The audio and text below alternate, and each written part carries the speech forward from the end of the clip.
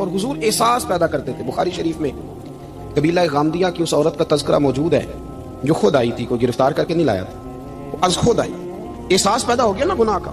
یہاں بہت ساری غلطیاں کر کے بھی لوگ جب اپنی بات کرتے ہیں تو کہتے ہیں کبھی یاد تو نہیں کسی کے ساتھ زیادتی کی ہو, یاد تو نہیں کبھی کسی کا, بھئی آپ نے اتنے بڑے ولی ہونے کا دعویٰ کر دیا. انسان تو انسان رہتا ہے. بڑے بڑے لوگ کہہ گئے کہ یا اللہ اگر انجانے میں بھی بھول گئے ہیں تو ہم سے درگزر فرما, لیکن جب ہم تیار ہی نہیں ماننے کو.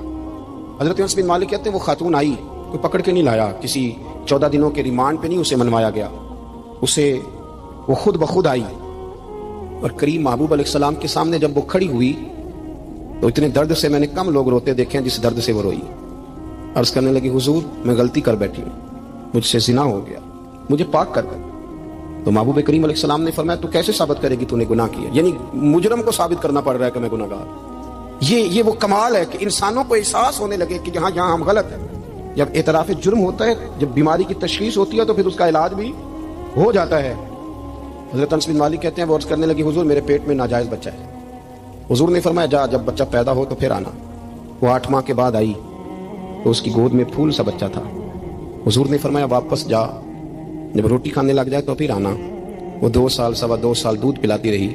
پھر جب آئی تو بچے کے ہاتھ میں روٹی کا ٹکڑا تھا. کریم محبوب صلی اللہ تعالی علیہ وسلم سے آ کے جب اس نے بات کی تو وہ درد سے روئی, کہنے لگی یا رسول اللہ 3 سال ہونے کو ہیں, میں نے گناہ کیا, میں ساری رات سو نہیں پاتی. حضور تڑپتی, اگر اس حال میں مر گئی تو اپنے رب کو کیا منہ دکھاؤں, مجھے پاک کر دے, میرے حال پہ رحم فرمائیں. محبوب کریم صلی اللہ علیہ وسلم نے بچہ ایک صحابی کو دیا, فرمایا بچوں کی طرح پالنا, اور کہا اسے لے جاؤ, پتھر مار مار کے اسے سنسار کر دو. صحابہ کہتے ہیں اسے پتھر لگ رہے تھے اور حضور بے چینی کے ساتھ ٹہل رہے تھے. آ کے خبر دی حضور وہ تو وصال کر گئی, انتقال ہو گیا. فرمایا یہاں تک تو بات اس کی تھی. حضرت انس بن مالک کہتے ہیں اب محبوب کریم نے صحابیات سے فرمایا اسے غسل دو, کفن پہناؤ, جنازہ تیار ہو جائے تو مجھے خبر کرنا.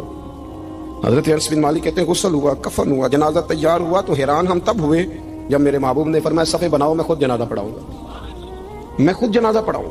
اور سرکار نے جنازہ پڑھایا تو ایک شخص کی زبان سے نکلا حضور اس ملعون کا معاذ اللہ جنازہ جس نے ناجائز بچہ جنا, اس کے لیے آپ دعا کر رہے ہیں, جنازہ پڑھا. حضور فرمانے لگے خاموش ہو جاؤ, تم نے گناہ دیکھا ہے اس کا احساس نہیں دیکھا, تم نے غلطی دیکھی ہے لیکن اس کی توبہ کا انداز نہیں دیکھا. اور صاحب کنز العمال نے یہ لفظ نقل کیے ہیں کہ کریم محبوب فرمانے لگے اس نے تو ایسی شاندار توبہ کی ہے کہ اگر میں اپنی ساری امت میں بانٹ دوں تو اللہ سب کی مغفرت فرما دے گا.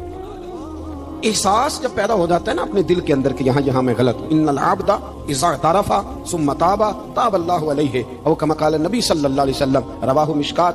حضور نے فرمایا جب کوئی بندہ کہتا ہے نا اللہ میں بھول گیا تھا, اور پھر وہ توبہ کرتا ہے تو رب اس کی توبہ کو فوراً ہی قبول فرما لیتا ہے. حضرت عبداللہ بن حذافہ جہاد کر رہے تھے, روم کے عیسائیوں نے گرفتار کر لیا. 1000 آدمی نے مل کے پکڑا, گرفتار نہیں ہوتے تھے صحابی. 1000 آدمی نے گھیرا ڈالا, گرفتار کر کے لے گئے. اور جب بادشاہ کے سامنے گئے تو وزیر کہنے لگا بادشاہ بندہ بڑے کام کا ہے, اگر ہمارے قابو آ گیا تو فائدہ دے گا. صحابی ہیں حضرت عبداللہ بن حذافہ, حضرت فاروق اعظم کا زمانہ ہے, اگر قابو آ گیا تو فائدہ دے گا. بادشاہ کہنے لگا کیوں, کیا خوبی ہے؟ کہنے لگے ہم 1000 آدمی تھے, یہ اکیلا قابو نہیں آ رہا, 1000 آدمی تھے, اگر ہماری فوج میں شامل ہو گیا تو بہت بڑا جرنیل ملے گا. بادشاہ کہنے لگا کوئی مسئلہ نہیں, 2-3 چیزیں ہوتی ہیں بندے کو خریدنے کے لیے, خرید لیتے ہیں. بادشاہ کہنے لگا عبداللہ جتنی دولت تجھے چاہیے میں تجھے دے دیتا ہوں, میرے لشکر میں آ جا, معاذ اللہ اسلام چھوڑ دے. حضرت عبداللہ بن حذافہ کیا فرماتے ہیں بڑا تو بیوقوف ہے, میں نے دولت کمانی ہوتی تو مدینے میں بیٹھ کے تجارت کرتا. میں دولت کمانے نہیں نکلا, میں تو رسول اللہ کی رضا کمانے کے لیے نکلا ہوا ہوں. دولت کمانی ہوتی تو کسی مارکیٹ میں ہوتا, میدان میں آنا تھا. شہادت ہے مطلوب مقصود مومن, نہ مال غنیمت نہ کشور کشائی. یہ دولت تو لوٹی ہے رسول اللہ کے دروازے کی, یہ تو پیچھے پیچھے پھرتی ہے نبی پاک کے غلاموں. یہ کمانی ہوتی تو میں کسی مارکیٹ میں ہوتا, میدان میں تھوڑا ہوتا. عبداللہ بن حذافہ سے ایک دوسری چال چلی.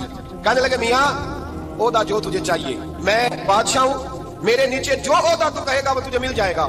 حضرت عبداللہ بن حذافہ کہنے لگے شاید تجھے پتہ نہیں میری تعریف کیا ہے, شاید تو جانتا نہیں میری تعریف کیا ہے. کہا صاحب کی کیا تعریف ہے؟ کہنے لگے میں رسول اللہ کا صحابی ہوں, اور کائنات میں سب سے بڑا عہدہ مصطفیٰ کے صحابی ہونے کا ہوتا ہے.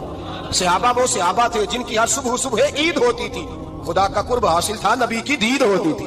فرمایا میں نے حضور کے جلوے دیکھے ہوئے ہیں, مجھے عہدے کی ضرورت ہی نہیں, اور میں نے عہدہ لینا ہوتا تو میں سیاست کرتا, میں تو شہادت لینے نکلا ہوں میدان میں, عہدے کا میں نے کیا کرنا ہے. اب بادشاہ کہنے لگا اسے قتل کر دو.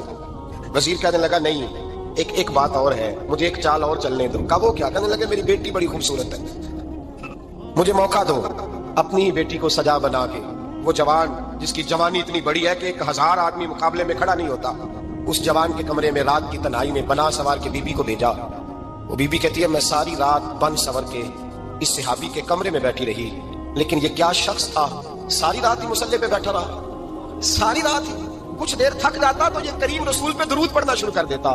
بی بی کہتی ہے سحری ہو گئی تو میں نے چھو کے دیکھا کہ انسان ہے کہ جن ہے، یہ بندہ ہے کہ فرشتہ ہے، چھو کے دیکھا، کہنے لگے پیچھے ہٹ جا۔ میں نے کہا میں نے تو سنا تھا تو 1000 کے مقابلے میں ہے اور تو اتنا بے حس ہے کہ بنی